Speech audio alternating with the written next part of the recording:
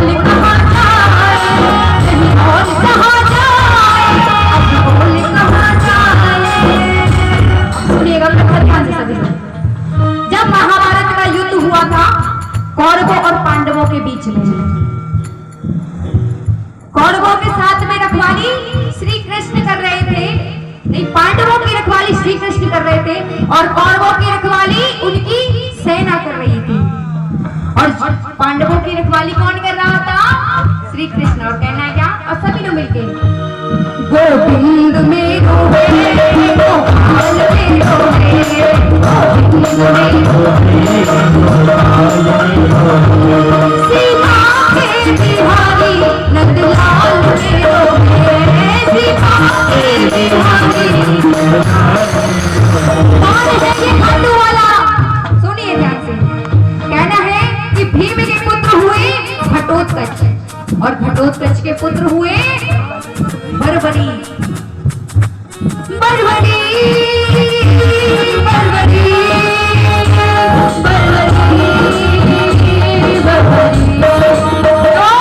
तो नाम पड़ा इनका बर्बरी।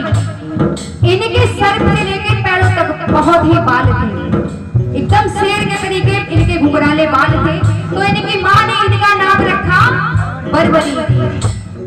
जन्म से ही बहुत तेज थे और 14 वर्ष की आयु में उन्होंने सोचा, अपनी माँ से कहा कि माँ मैं क्षत्रिय वंश से हूँ तो मुझे भी कुछ शक्तियों का वरदान प्राप्त हो जाए। और कहने लगे हैं, और इनकी माँ का नाम है मौरवी। मौरवी नंदन है ये।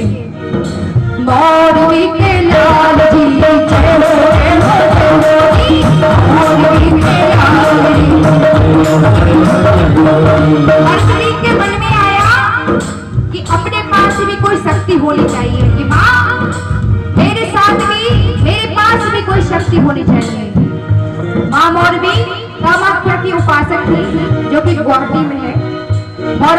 मौरवी ने कहा बर्बरी कि जाओ पहले माँ दुर्गा की पूजा करो, और माँ दुर्गा की पूजा करोगे माँ दुर्गा तब प्रसन्न होंगे, उनसे पहले भोले की पूजा कीजिए, उनसे पहले भोले बाबा की पूजा करो। भोले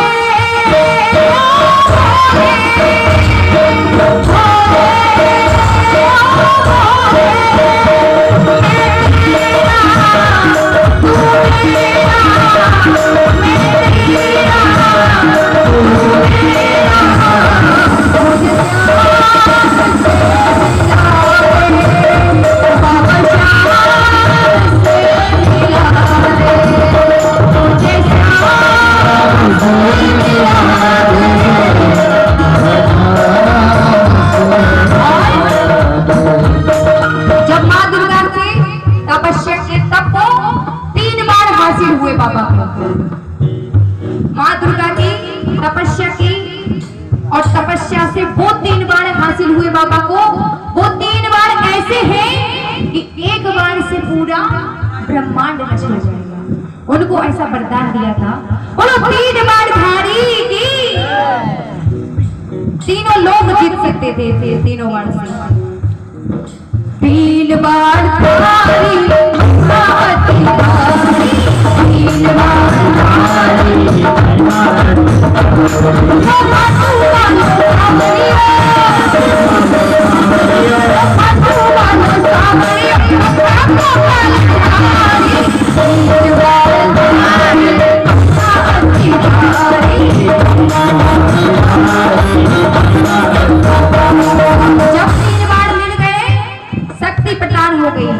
माँ से कहने लगे कि माँ मैं भी युद्ध में भाग लेना चाहता हूँ, कि मैं भी युद्ध में भाग लेना चाहता हूँ। माँ ने सोचा कि पांडवों के पास तो कन्हैया है।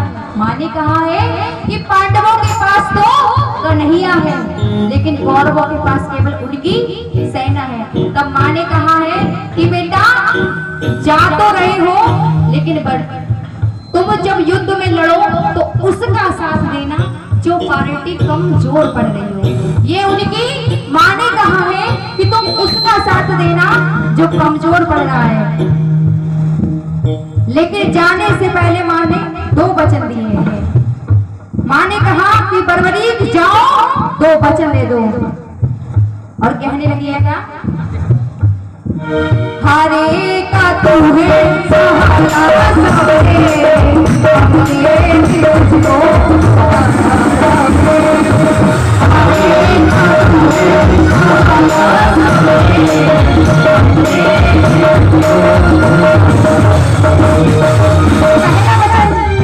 जो युद्ध में हारेगा तुम उसका साथ दोगे।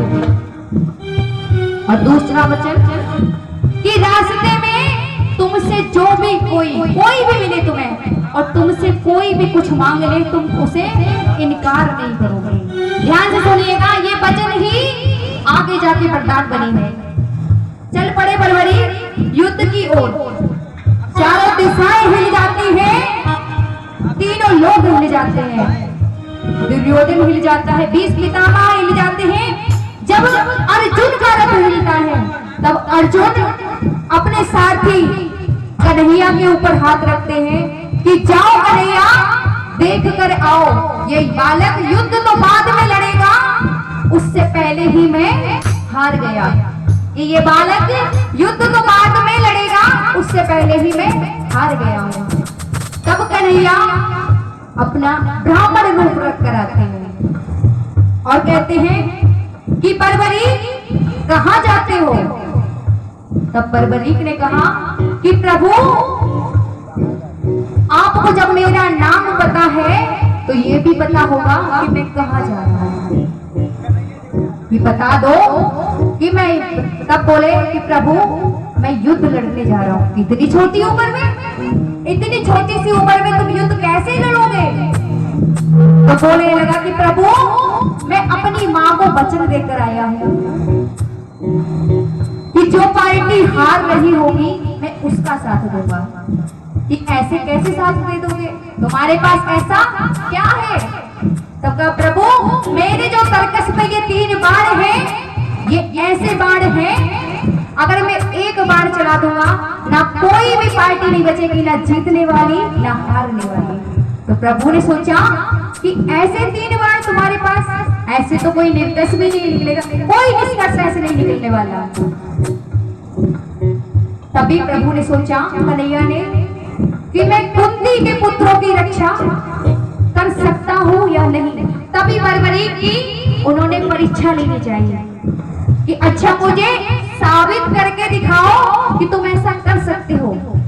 तभी बर्बरीक ने अपने तरकस से एक बाण निकाला और छोड़ दिया। सामने पीपल का पेड़ था, पीपल के पेड़ में सारे में छेद हो गए। प्रभु ने एक पत्ता जो अपने पैरों के नीचे दबा रखा था, तभी वो बाण आकर उस ब्राह्मण के पैर के ऊपर घूमने लगा। तभी बर्बरीक ने कहा कि प्रभु, अपना पैर हटाओ, एक तो पत्ता आपके पैर के नीचे भी है। तभी श्री कृष्ण समझ जाते हैं कि मैं कुंती के पुत्रों की रक्षा नहीं कर सकता हूँ। अगर ये युद्ध में पहुंच गया तो सभी को ढूंढ ढूंढ के मारेगा।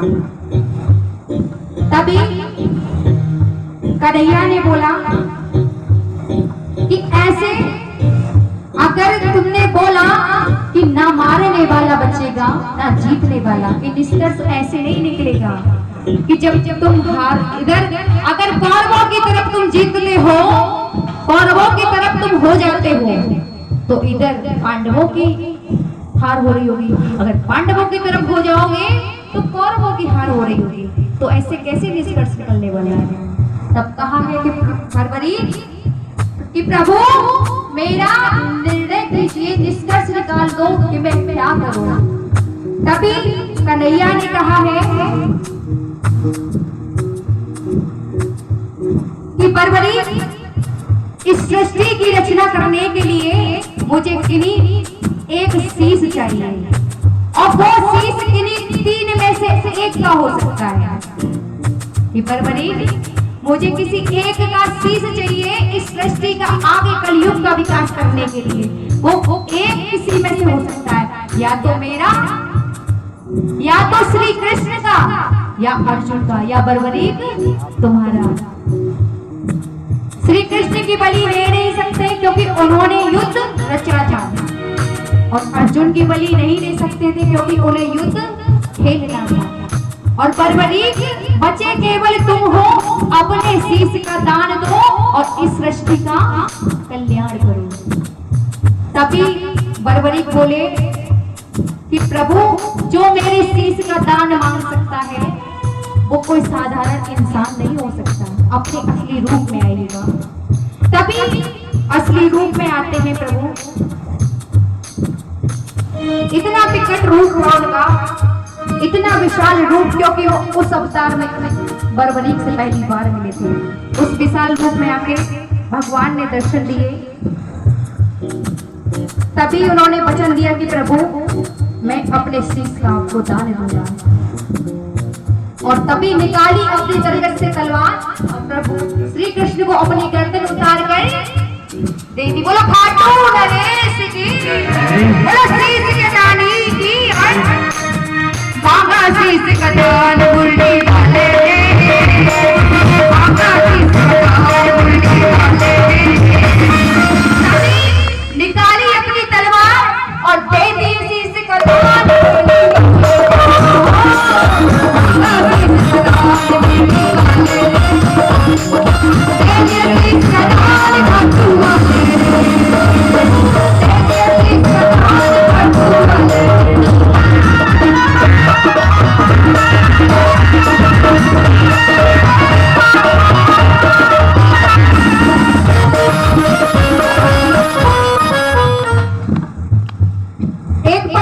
उतार कर दे दिया। कन्हैया बोले तुम्हारी कोई इच्छा हो बरबरीक तो बोलो। तभी बरबरीक बोलने लगी हैं कि प्रभु योद्धा था, युद्ध लड़ने में आया था लेकिन लड़ नहीं पाया, लेकिन मेरी इच्छा है कि मैं युद्ध को लड़ना देखना चाहता हूँ। तभी श्री कृष्ण ने उस शीश को अमृत पान कराया और रख दिया दूर एक पहाड़ की चोटी पर जो कि श्रीमोन में स्थित है।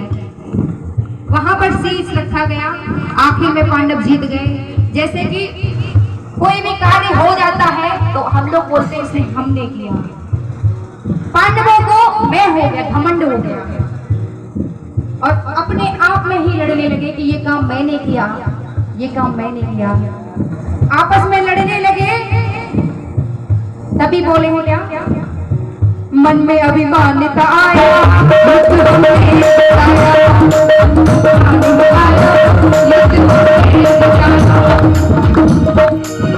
मन में अभिमान आ गया कि युद्ध हमने जिताया है। तभी बोलने लगे हैं लड़ते लड़ते चलो चले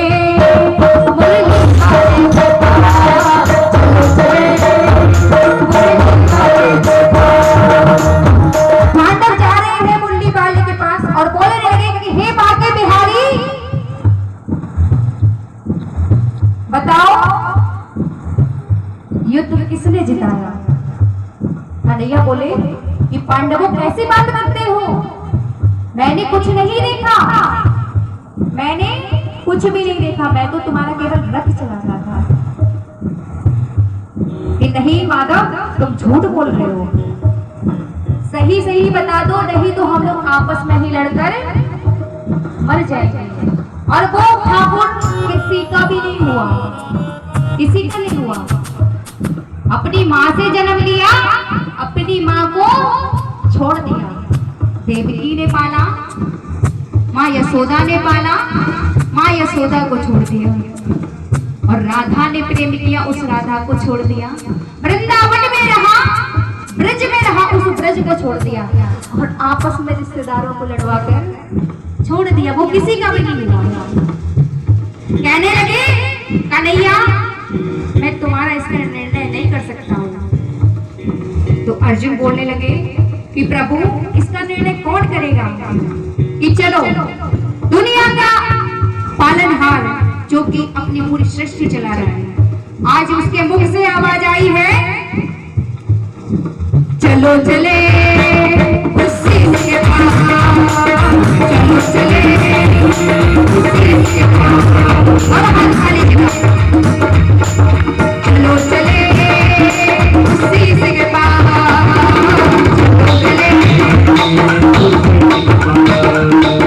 चलो चले उसी के पास।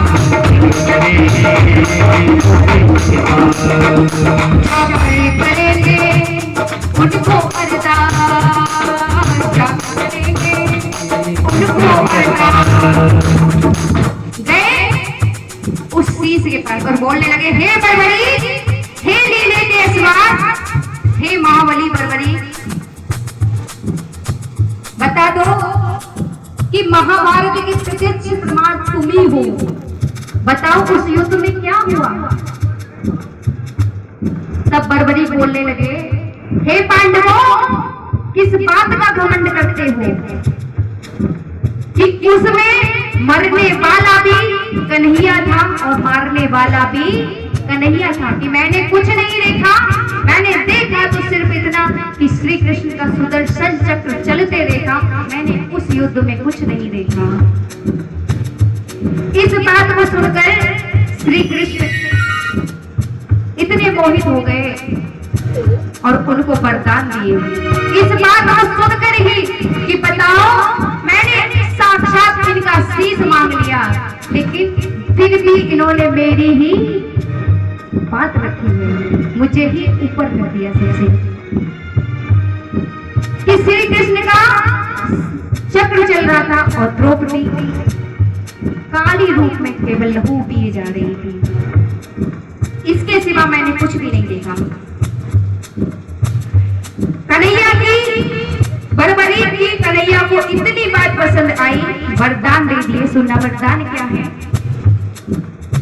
कि जाओ बड़बड़ी, तुम्हारे शीश को मैंने अमृत पान कराया था महाभारत का युद्ध केवल देखने के लिए, और जाओ इस शीश को मैं पुनः अमृता का वरदान देता हूँ। वहीं पे प्रभु ने अमृत पान कराया था जो, उसी को अमर करने का वरदान दे दिया कि कलयुग में कोई भी श्याम नाम पुकारेगा तो उसको वृंदावन वाला श्याम नहीं, खाटू वाला श्याम बनकर पुकारेगा। ऐसा वरदान दिया, तभी वो खाटू के नाम से जाने जाते। बोलो खाटू नरेश की।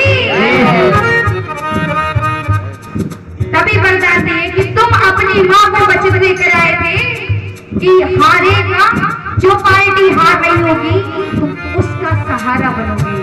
तो जाइए बड़बड़ी, तुम उन सभी प्रेमियों का सहारा बनोगे। और हारे के सहारे की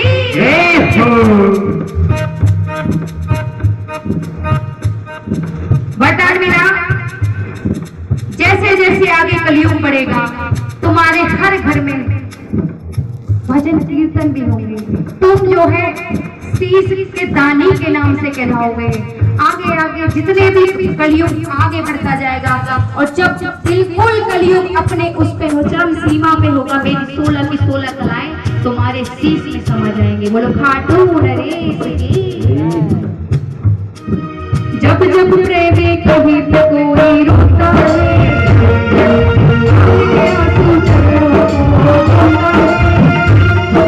जब जब प्रेमी कहीं पे कोई रोता है, आपके आंसू चरणों को धोता है। अक्सर तन्हाई में तुझे पुकारे,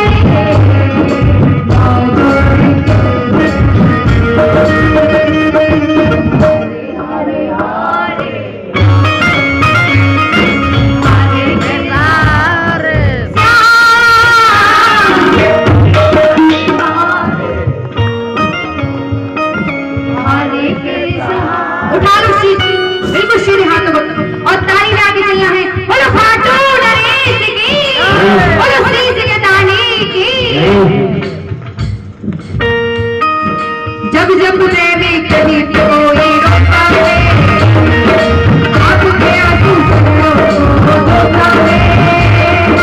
अपने तन्हाई में तुझे पुकारे, हरे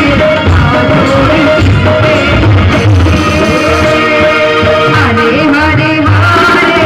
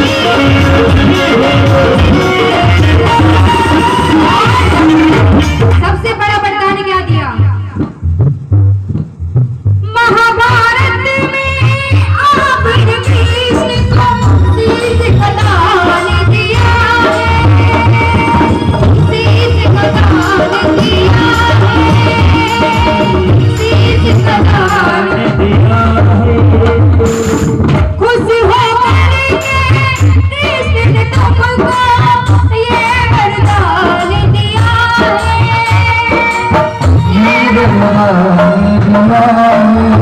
बता दिया है कि जैसे जैसे कलयुग शुरू होगा और जब सूरज उगेगा तो सूरज की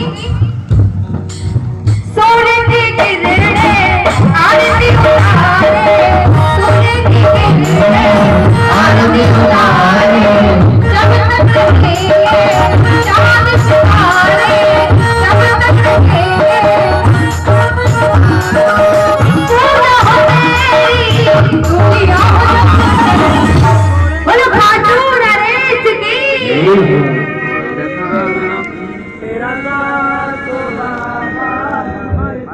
बोलो बालाजी सरकार की, और छोड़ेंगे न हम।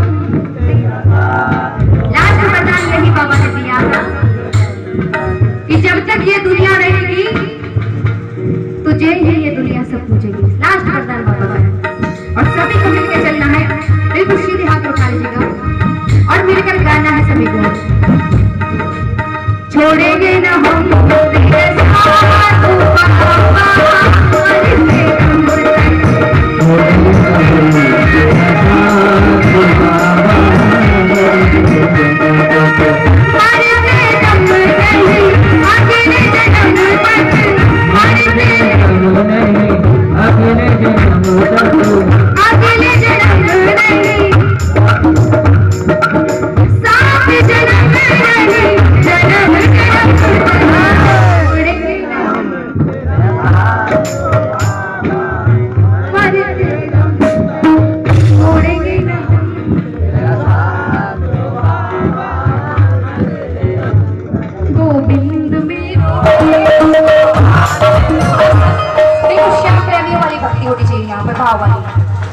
बिल्कुल सीधे हाथ उठा लीजिएगा और सभी श्याम प्रेमी मिलकर चलना है। गोविंद